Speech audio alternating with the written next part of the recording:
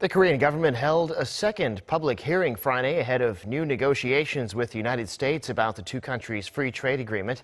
At the Coex Convention Center in Seoul this morning, experts explained the effects they've seen from the FTA, and ordinary citizens made their voices heard too. Our Kim Hyesung was at the venue and filed this report. Korea's Trade Ministry held a second public hearing on the possible amendments to the South Korea-U.S. Free Trade Agreement on Friday.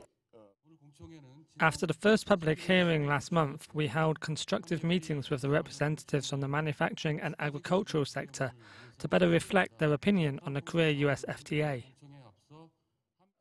It comes after the first hearing was disrupted by angry farmers on November 10th, who also protested for 20 minutes before Friday's hearing.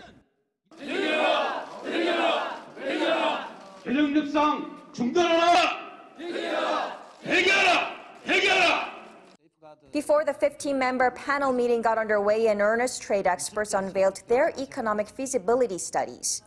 With regards to the agricultural sector, it said agricultural imports from the U.S. increased by a yearly average of 15% or $940 million between 2012 and 2016 compared to the 2007 to 2011 period just before the FTA went into effect in 2012.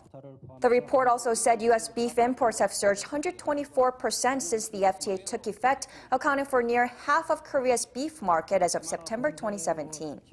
Experts said Korea's agriculture sector should be exempt from the renegotiations.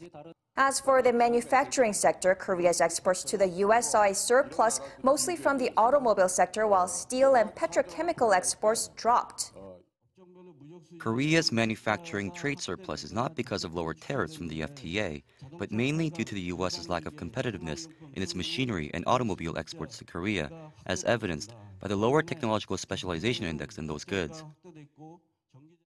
The Trade Ministry also added that it will not just be on the defense when it comes to the renegotiations. Rather, is eager to use the opportunity to raise the issue of anti-dumping tariffs from the Trump administration, expand work visas for skilled laborers, and renegotiate terms of the services industry according to WTO regulations.